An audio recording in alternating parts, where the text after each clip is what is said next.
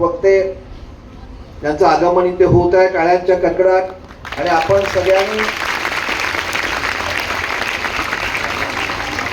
उभं राहून त्यांचं आपण स्वागत करूया. सरांचं मनापासून स्वागत.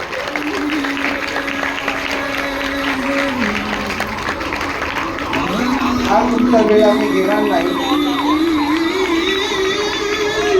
कार्यक्रमाचे वक्ते इथे सगळ्यांमध्ये उपस्थित झालेले आहेत. मी मान्यवरांना सर्वप्रथम विनंती करतो की आपण व्यासपीठासमोर स्थानपन्न व्हावं.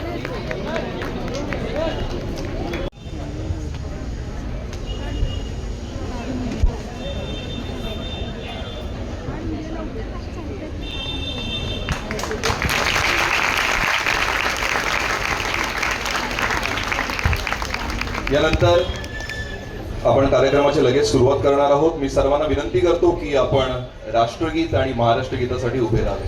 सर्वांना विनंती.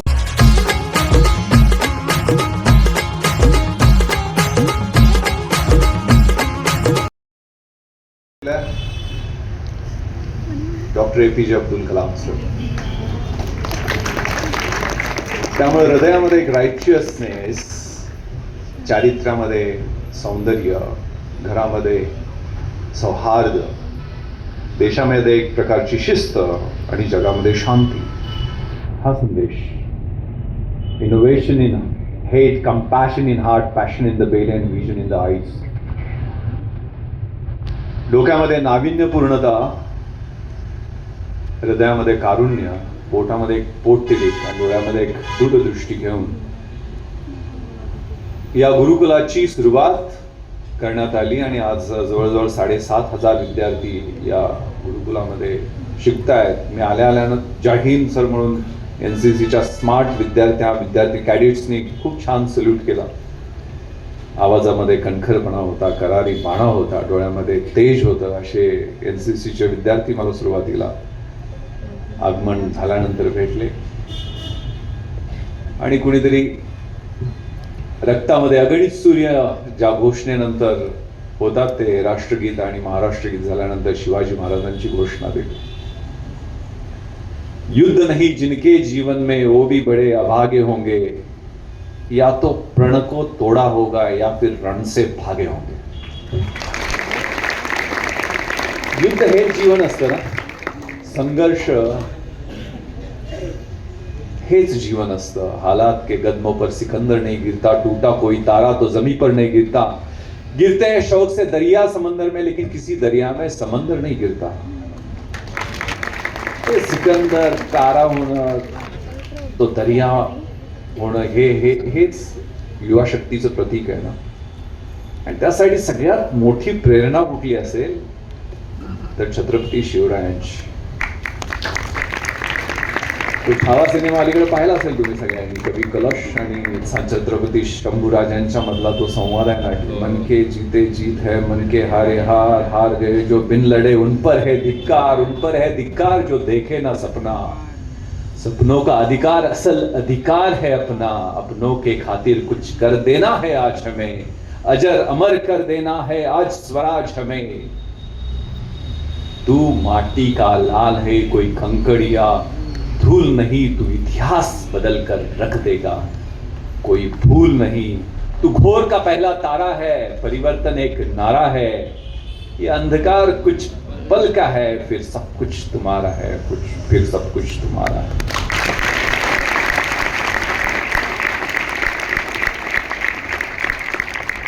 छत्रपती शिवरायांचं, छत्रपती शंभूराजांचं जीवन हा एक धगधगता अग्निकुंड आहे. किती प्रेरणा घेऊ शकतो प्रत्येक प्रसंगातून, त्यांच्या जीवन कार्यातून.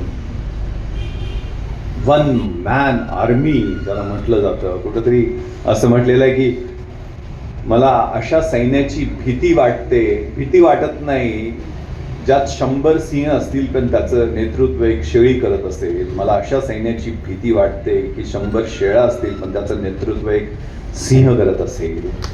अशी सिंहगर्जना करणारे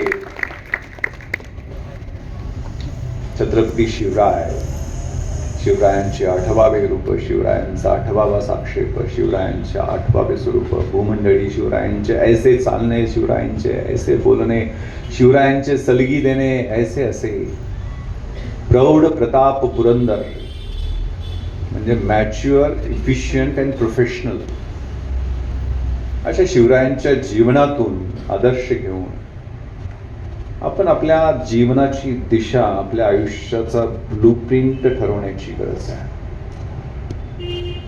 आता मला त्या प्रधान सरांनी सांगितलं की विद्यार्थी असणार आहे, त्यामुळे त्याला थोडी दिशा देण्यासाठी, स्पर्धा परीक्षांचं मार्गदर्शन करण्यासाठी बोलावं.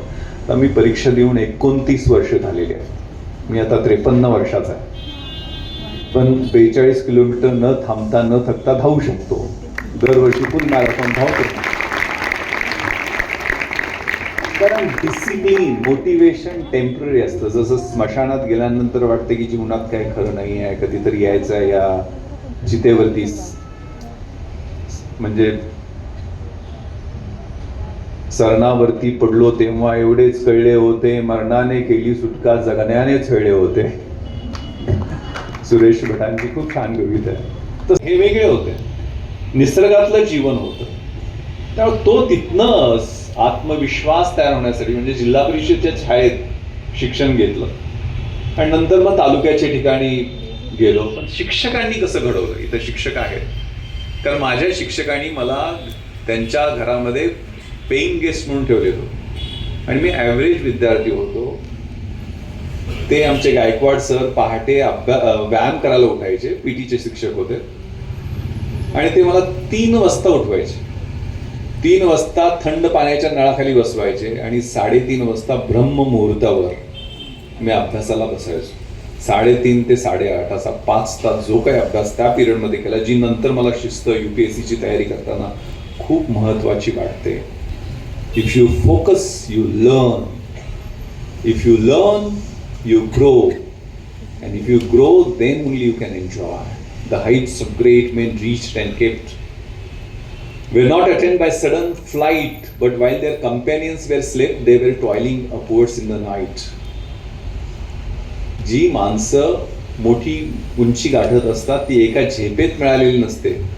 तुम्ही यावेळेला UPSCचं स्वप्न पाहत असाल तर दिल्लीमधल्या पुसामध्ये असेल, JNU मध्ये असेल, SIC मध्ये असेल, ॲग्रिकल्चर कॉलेजेसमध्ये वातावरण आहे. तिथं मुलं जी रात्रभर अभ्यास करतायत ना, झोप सोडून, त्यासाठी रात्रभर तळमळून अभ्यास करून जी एक एक पावलाची गतिमानता त्यांच्यामध्ये आहे, त्याच्याशी तुम्हाला कॉम्पिटिशन आहे.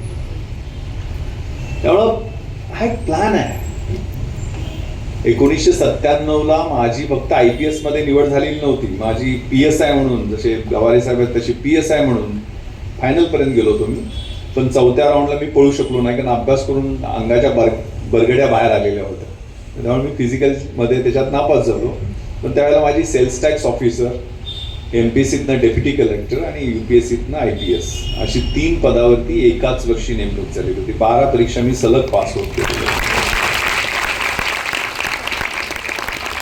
मी एकटाच नव्हतो, आमच्या गावातनं मी 3 जण होतो. 1800 लोकवस्तीच्या गावातनं ज्या वेळेला IAS, IPS आणि IFS मध्ये 3 जण होतो, त्यावेळेला मुंबई सारख्या मोठ्या शहरातनं एकही मुलगा या फायनलिस्टमध्ये IAS, IPS, IFS मध्ये नव्हता.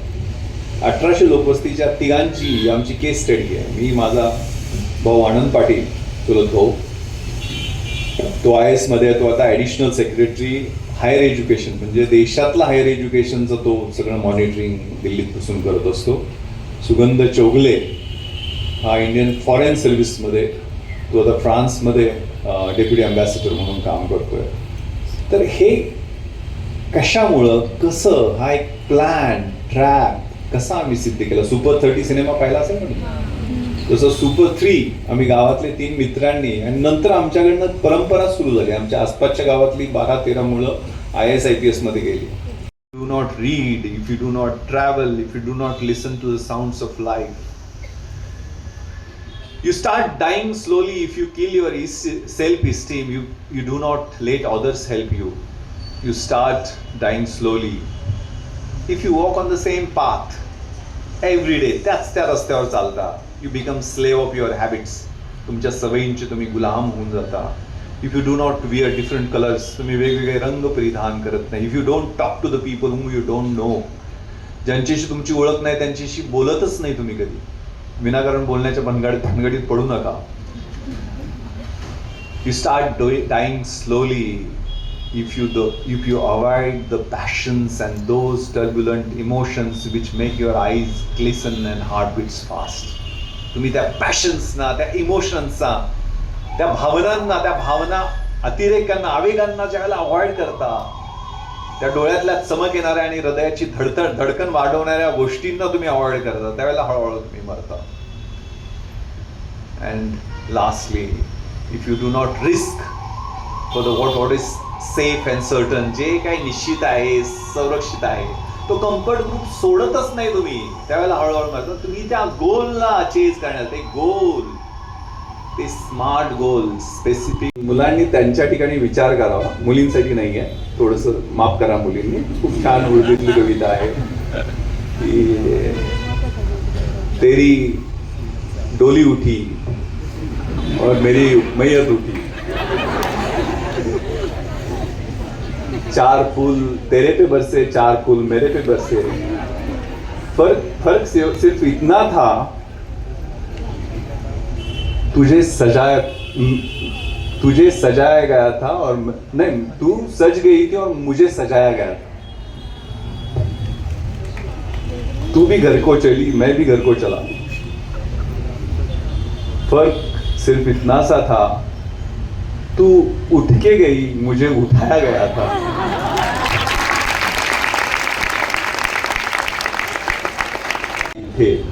फर्क सिर्फ इतना सा था, उनका हंसना वहां, इनका रोना यहाँ. And last lines are beautiful. गाजी वहां भी था, मौलाना यहाँ भी था.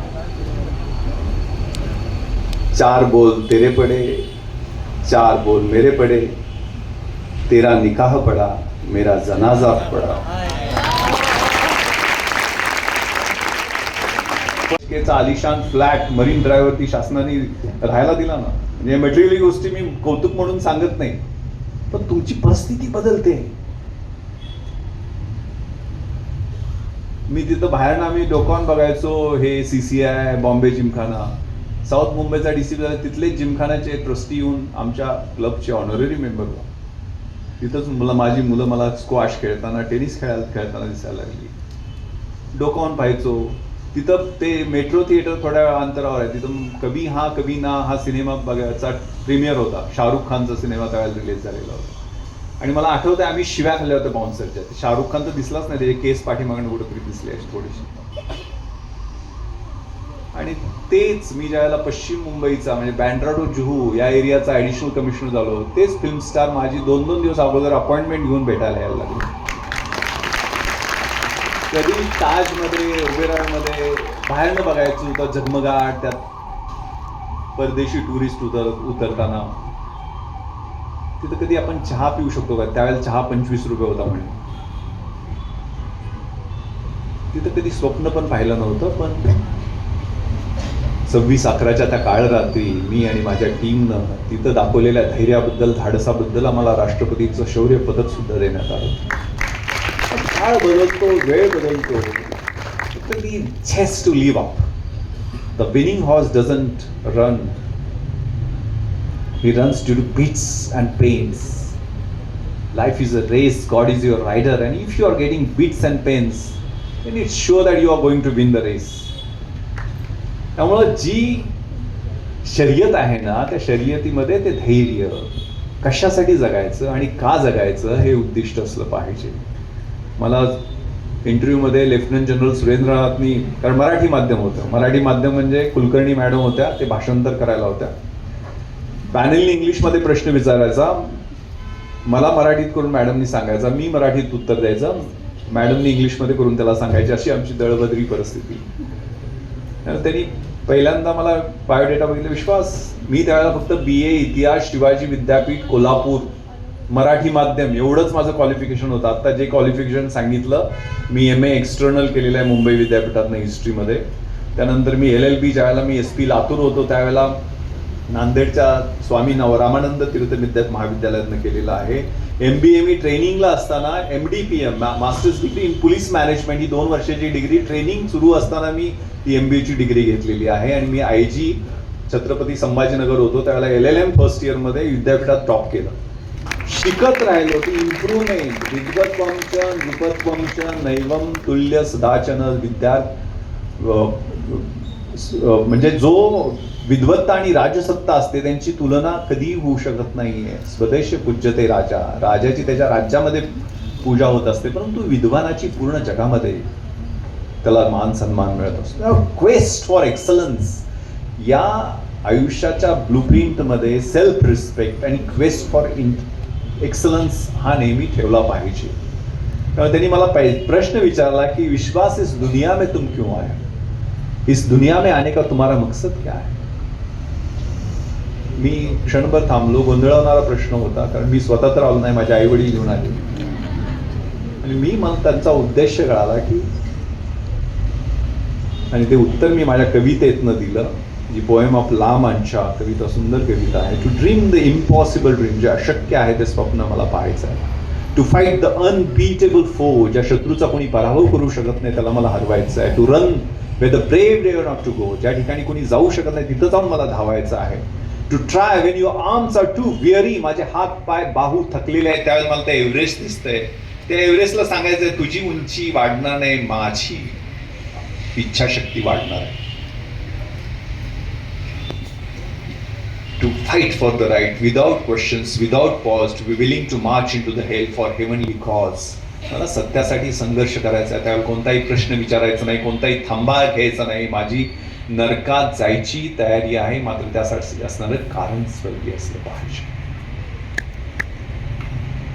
26/11च्या रात्रीचा प्रसंग काय मी आता सांगू शकत नाही, कारण त्या युद्ध कौशल्य आणि 2-3 गोष्टी आहेत. एक चीनी युद्धशास्त्रज्ञानं लिहून गेलेलं की तुम्ही तुमच्या आयुष्यातल्या गोलबद्दल ह्या विचार केला पाहिजे. त्यांनी काय लिहिलेलं आहे, तुम्ही तुमच्या उद्दिष्टाला, तुमच्या गोलला शत्रू समजा आणि हे समजून घ्या. 520 इसवी सन पूर्व साली हे पुस्तक लिहिलेलं आहे. If you know your self and if you know your enemy you need not worry about the result of 100 battles. तुम्हाला स्वतःबद्दलची पूर्ण माहिती असेल आणि शत्रूबद्दलची पूर्ण माहिती असेल, म्हणजे समजा UPSC परीक्षा द्यायची, त्या परीक्षेबद्दलची पूर्ण माहिती असेल आणि स्वतःच्या क्षमतांची माहिती असेल तर 100 तुमचं यश फिक्स आहे. If you know your self and if you do not know about your enemy, तुम्हाला स्वतःबद्दल माहिती आहे आणि शत्रूबद्दल माहिती नाही आहे, तर एका विजयानंतर एक पराभव तुम्हाला पचवावा लागणार आहे. आणि स्वतःबद्दलही माहिती नसेल आणि शत्रूबद्दलही माहिती नसेल तर प्रत्येक युद्धामध्ये सपाटून तुम्ही मार खाणार आहात. त्यामुळं more you sweat during peace time, less you bleed during war time. शांततेच्या काळात जास्त घाम गाळला तर युद्धाच्या काळात कमी रक्त सांडावं लागतं. हा जो तुमचा पिरियड आहे ना, तो शांततेचा काळ आहे. ज्याला ग्रॅज्युएट व्हा, नोकरी मिळणार नाही, ॲव्हरेज असेल स्कोर आपला, ॲव्हरेज सगळं अकॅडमिक एक्सलन्स असेल, त्याला जॉब नाही मिळणार. फक्त मोबाईलवर बिझी राहिल्यामुळं नंतर नोकरी नाही तर छोकरी नाही, लग्न होणार नाही आहे, मग मुलं चांगल्या शाळेत ॲडमिशन घेऊ शकणार नाही आहेत, चांगली सॅलरी नसेल, आईवडिलांचं चांगल्या हॉस्पिटलमध्ये आपण ट्रीटमेंट करू शकणार नाही. ते बिल नंतर फाडावं लागणार आहे. आत्ता जो टाइमपास आपण करतोय ना, त्याचं बिल नंतर फाडावं लागणार आहे. माझ्या मुलालाही मी हेच सांगत असतो. मी काय त्याच्यासाठी बँक बॅलन्स वगैरे ठेवून जाणार आहे, त्याला सांगितलेलं आहे. त्यामुळे तो त्याचा focus, he goes to the college आणि कम स्ट्रेट टू जिम. जिममध्ये व्यायाम 1-1.5 तास करून तो येतो, अभ्यास करतो. मी त्यांच्यावर 3 राऊंड फायर करू शकलो. ते पाठमोरे असल्यामुळं, ते समोर असते तर आमच्या अंगाची चाळण झाली असती. त्या एक जण जखमी झाला. त्यामुळे ते क्रिस्टल हॉलमध्ये जाऊ शकले नाहीत. क्रिस्टल हॉलमध्ये अमित वेट्स वर्षा नावाच्या लग्न चालू होतं. तिथं जर ते गेले असते तर मॅसॅकर झालं असतं. या काउंटर फायरमुळे आमच्या टीमला राष्ट्रपतींचं शौर्य पदक देण्यात आलं. आमची ही लढाई तर वेपनपेक्षा पोझिशन ही महत्वाची आहे. आम्ही काही नव्हतं. माझ्याकडे पिस्टल होती, माझ्या माझ्याकडे ग्लॉक पिस्टल होती ज्याच्यात 2 मॅगझिन्स असतात 18 गोळ्यांचे. माझ्या बॉडीगार्डकडे साधी पिस्टल होती, त्याच्याकडे 30 राऊंड होते, माझ्याकडे 40 राऊंड होते. आणि आमच्या तुलनेत आम्हाला 4 अतिरेक्यांशी सामना करायला लागलेला होता. त्यांच्याकडे प्रत्येकाकडे एक AK-47, 6 डबल मॅगझिन, एका मॅगझिनमध्ये त्यांच्या 30 गोळ्या, असे डबल मॅगझिन 6 होते, म्हणजे 12 मॅगझिन्स, एक ॲडिशनल पिस्टल, त्याचे 100 राऊंड, प्रत्येकाकडे 25 ग्रेनेड्स म्हणजे छोटे हातगोळे, आणि एक 8 किलोचा RDXचा मोठा बॉम्ब जो डोममध्ये ब्लास्ट झाला 2:45 वाजता. एवढी सामुग्री चौघांकडे प्रत्येकाकडे होती. त्यामुळे ते ऑड बॅटल होतं. आम्ही आमच्या पिस्टलने किती लढाई करणार, पण वरून डॉमिनेट करू शकू. आमचं हे सरप्राईज फायर खूप महत्त्वाचं ठरलं. नंतर 11 वाजेपर्यंत मी शोधत राहिलो. खाली मला वाटलं एस्केप झालेले आहेत. त्यावेळेला एक ग्रेनेड ब्लास्ट झाला, त्याच्यामुळे ते आहेत म्हणून ते घडले. आणि परत नॉर्थ विंगमध्ये जाऊन पूर्ण तपासून परत खाली आलो. त्यावेळेला माझे बॅचमेट राजवर्धन आणि 3-4 जणांची टीम आम्ही CCTV कंट्रोल रूममध्ये गेलो, कारण ती CCTV मी पाहिलेलं होतं. तिथं एक मॉनिटर ठेवा म्हणून सूचना दिलेल्या होत्या. नॉर्थ कोर्ट गेटमध्ये ते घुसलेले आहेत. तिथं मी ते काचेचं गेट आहे, पण आपल्याला माहित आहे हेरिटेज बिल्डिंग असल्यामुळे त्यांना ग्रिल लावता आलं नाही. मी सूचना दिलेली आहे की इथं ग्रिल लावा. तेच गेट काचेचं त्यांनी रायफलनं उलट्या दिशेने तोडून ते CCTV मध्ये पूर्ण त्या गोष्टी दिसतात. तिथूनच ते आलेले आहेत.